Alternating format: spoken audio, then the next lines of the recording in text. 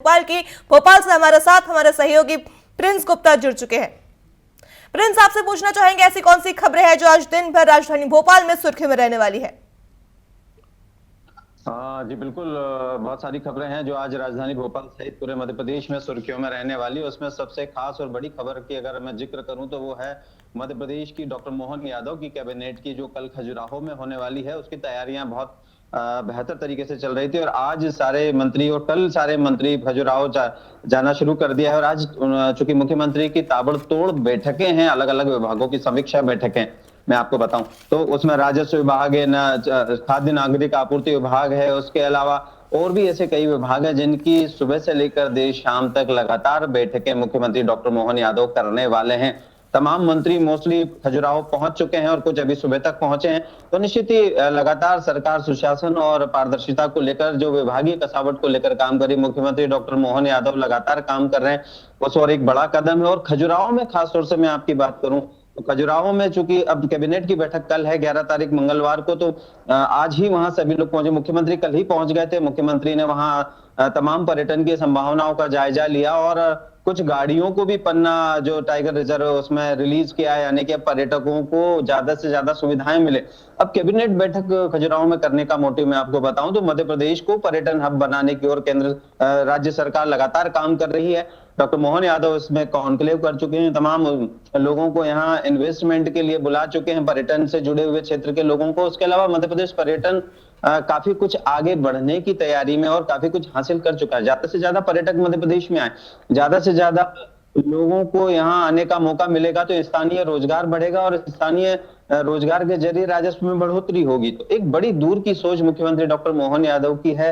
खजुराहो में कैबिनेट बैठक करके उस माहौल को बढ़ा देना, उस माहौल को फिर से क्रिएट कर देना कि सरकार हर जगह हर तरह से कहीं ना कहीं हमारी तमाम मध्य प्रदेश की जो पुरा संपदा है, ऐतिहासिक संपदा है, पर्यटन है, धार्मिक है, तमाम तरह की चीजों को लेकर चल रही है। और वहां कैबिनेट करने का मकसद भी है कि खजुराहो के पर्यटन को फिर चर्चा में लाना। खजुराहो वैसे भी अंतर्राष्ट्रीय स्तर पर एक विश्व स्तरीय पर्यटन स्थल है और 1500 साल से पुरानी वहां पर ऐतिहासिक संपदा, मंदिर हैं और खासतौर से जो जिस तरह की वहां की चित्रकारी है वो विश्व विख्यात है। विश्व से तमाम जो पर्यटक हैं, फॉरेनर सबसे ज्यादा आते हैं। तो निश्चित तौर पर कहीं ना कहीं कैबिनेट बैठक करने का उनका मकसद यह है कि जो बुंदेलखंड का क्षेत्र है उसको लाइमलाइट में लाना, वहां की विकास, वहां के इंफ्रास्ट्रक्चर को लाइमलाइट में लाना। सरकार का वहां कैबिनेट की बैठक करने की मंशा है कि देखिए सरकार यहाँ बैठकर अपने निर्णय ले रही है, अपने तमाम चीजें कर रही है, तो आप भी आइए और हमारे इस पर्यटन क्षेत्र को और ज्यादा बेहतर तरीके से आगे बढ़ाइए, साझेदारी निभाइए।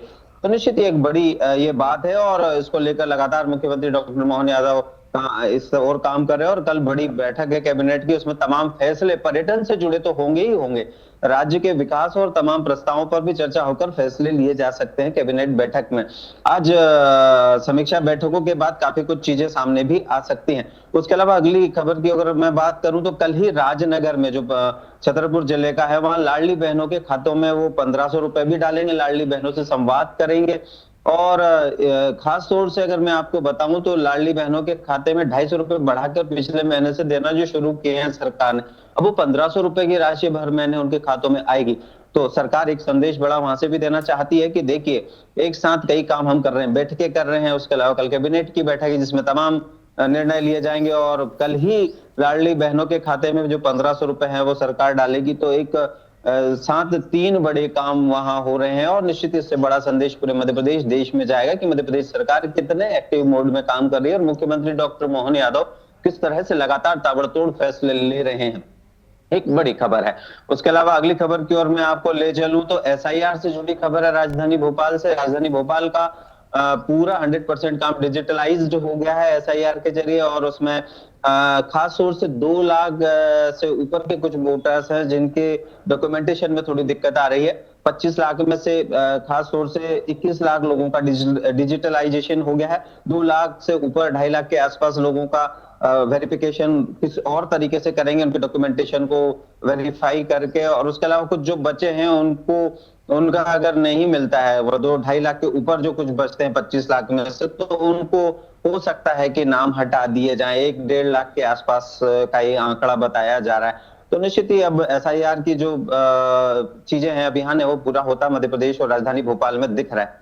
उसके अलावा अगली खबर की ओर ले चलूं तो वो है मौसम से जुड़ी। पारा लुढ़क रहा है, चारों तरफ शीत लहर है पूरे मध्य प्रदेश में। और खास तौर से अब मैं बात करूं तो शहडोल के कल्याणपुर में 4.6 डिग्री सेल्सियस तापमान कल रात का रिकॉर्ड किया गया है। भोपाल का पारा भी 8 डिग्री के आसपास है। और उसके अलावा जबलपुर है, हम कहें ग्वालियर है, इंदौर है, पारा 10 के अंदर है। यानी कि लोग हालाकान है, ठंड से शीतलहर का प्रकोप बढ़ चुका है और आने वाले दिनों में शीतलहर और कोहरा बढ़ने की पूरी संभावना है। तो मौसम की भी करवट इस तरह से लगातार हमें लेती हुई मौसम लेता हुआ दिख रहा है करवट। जी जी प्रिंस, तमाम जानकारियों के लिए आपका धन्यवाद। तो ये थे भोपाल से हमारे साथ हमारे सहयोगी प्रिंस गुप्ता, जिन्होंने जिक्र किया ऐसी कौन सी खबरें हैं जो आज दिन भर भोपाल में सुर्खी में रहने वाली। और